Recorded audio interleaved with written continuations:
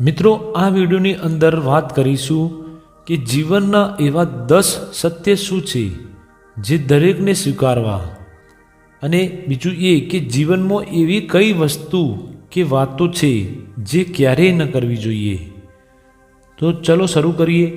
મિત્રો, જો તમને આ વિડીયો સારા લાગતા હોય તો આ વિડીયોને લાઈક, શેર અને આ ચેનલને હમણાં સબસ્ક્રાઈબ કરી લેજો. નંબર 1, કોઈ પણ વસ્તુ કાયમી નથી એટલે સુખ કાયમી નથી રહેતું.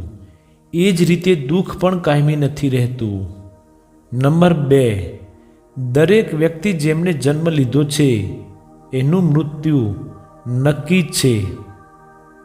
નંબર 3, પિતાનો વારસો દરેકને મળે છે પણ એને લાયક બધા હોતા નથી. નંબર 4, બીમારી એ છુપો દુશ્મન છે જે તમારા શરીર અને તમારા પરિવાર ઉપર અસર કરે છે. નંબર 5, લગ્ન કરવા માટે છોકરીની સુંદરતા નહીં, તેની બુદ્ધિ જોવી પડે. કોઈ પણ સુંદર સ્ત્રી આખરે વૃદ્ધ થવાની છે અને તમે ખુદ પણ.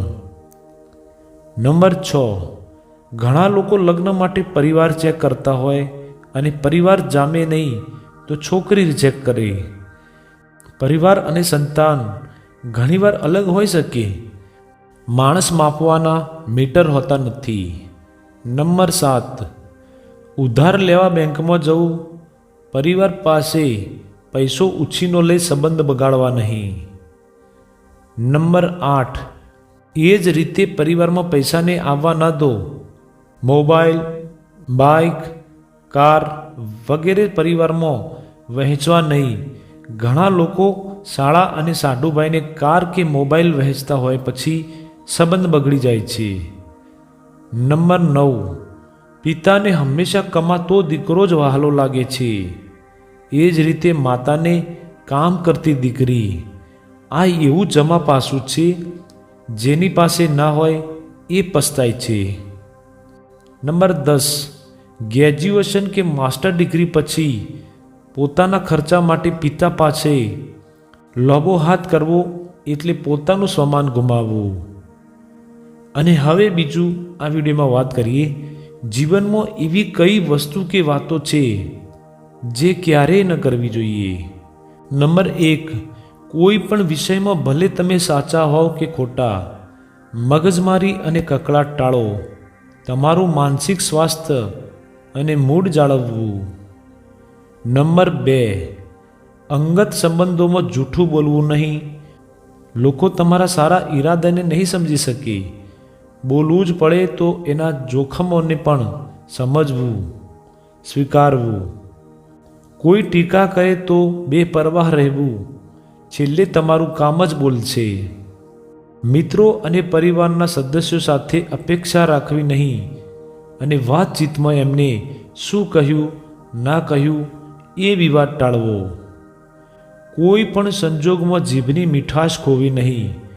તમે સાચા હોવો અને તમારો પક્ષ મૂકવો જરૂરી જ હોય તો લડાઈ બુદ્ધિથી કરવી. કોઈ પણ લડાઈમાં કોઈને માનસિક પીડા થાય એવા શબ્દો નહીં, પણ સત્યની જીત થાય અથવા તમારું હિત સચવાય એ પૂરતું ધ્યાન રાખી પોઝિટિવ ડિબેટ કરવી.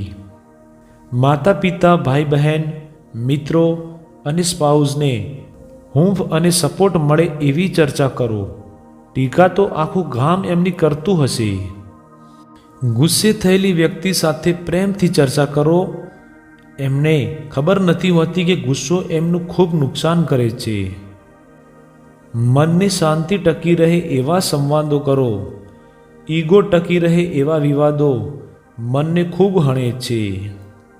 ધંધાકીય સંબંધોમાં તમારી પોલિસી સ્પષ્ટ રાખો, લેખિતમાં રાખો. ત્યાં સંકોચ નહીં જ કરવો અને સ્થિતિ ખરાબ થાય તો વ્યવહારિક ધોરણે કાર્યવાહી કરવી કાયદા મુજબ.